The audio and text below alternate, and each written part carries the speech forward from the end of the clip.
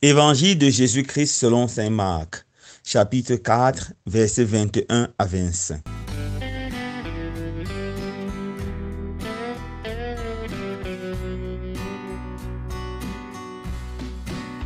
En ce temps-là, Jésus disait à la foule, « Est-ce que la lampe est apportée pour être mise sous le boisseau ou sous le lit? N'est-ce pas pour être mise sous le lampadaire? Car rien n'est caché, sinon pour être manifesté. Rien n'a été gardé secret, sinon pour venir à la clarté. Si quelqu'un a des oreilles pour entendre, qu'il entende. » Il leur disait encore, « Faites attention à ce que vous entendez.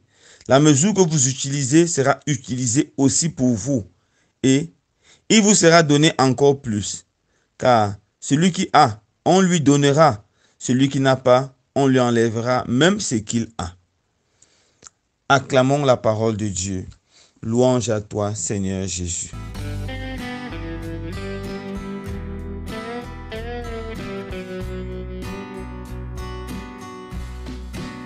Chers frères et sœurs bien-aimés, dans l'évangile de ce jour, Jésus dit quelque chose de très fondamental. Il nous dit, la mesure que vous utilisez sera utilisée aussi pour vous. La mesure que vous utiliserez sera utilisée pour vous. On peut parler ici du miracle de l'effort. En général, dans la vie, nous recevons ce que nous avons donné aux autres, ou nous recevons à mesure que nous nous sommes efforcés à donner aux autres. Par exemple, si un cultivateur s'efforce à s'aimer du haricot, il récoltera évidemment du haricot, jamais du riz ou des arachides. Dans le cas où il récolte du riz alors qu'il a sémé du haricot, c'est purement et simplement la sorcellerie, la magie. Si quelqu'un donne l'amour aux autres, il récoltera évidemment l'amour. C'est difficile, pour ne pas dire impossible, de donner l'amour réel et de recevoir la haine en retour, malgré la duplicité et souvent la méchanceté de cœur de l'homme. Une personne bonne et généreuse reçoit la bonté et la générosité des autres. Dans le même ordre d'idée, une personne méchante reçoit la méchanceté des autres. Une personne joyeuse crée autour d'elle la joie et reçoit en retour la joie, l'affection. Une personne triste crée autour d'elle la tristesse et reçoit en retour la tristesse. Jésus nous invite à faire l'effort, à donner le meilleur de nous aux autres. Ainsi nous recevrons le meilleur des autres. À donner le meilleur de nous dans cette vie pour recevoir le meilleur.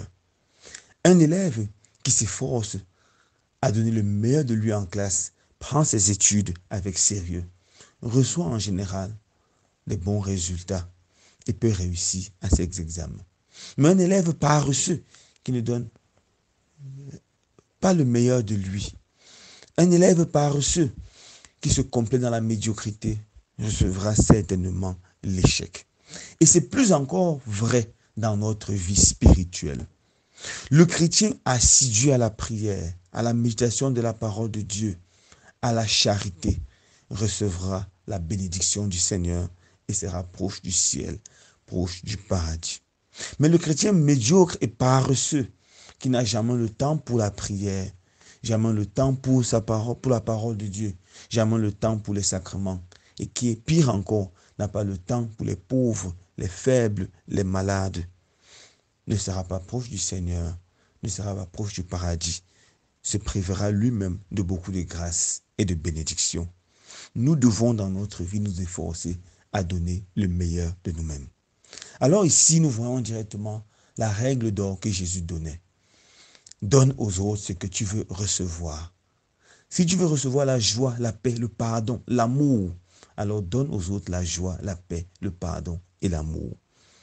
Si tu veux expérimenter la bonté de tes frères et de tes semblables, fais que tous ceux qui vivent avec toi expérimentent ta propre bonté et ta propre générosité. Voilà le secret de la bénédiction. Voilà le secret de la joie. Alors, frères et sœurs bien-aimés, je vous lance au défi. Donnez aux autres et vous recevrez. Créez la joie autour de vous et vous vivrez dans la joie. Pardonnez et vous expérimenterez le pardon du Seigneur. Aimez et vous expérimentez la beauté de l'amour. Loué soit Jésus-Christ.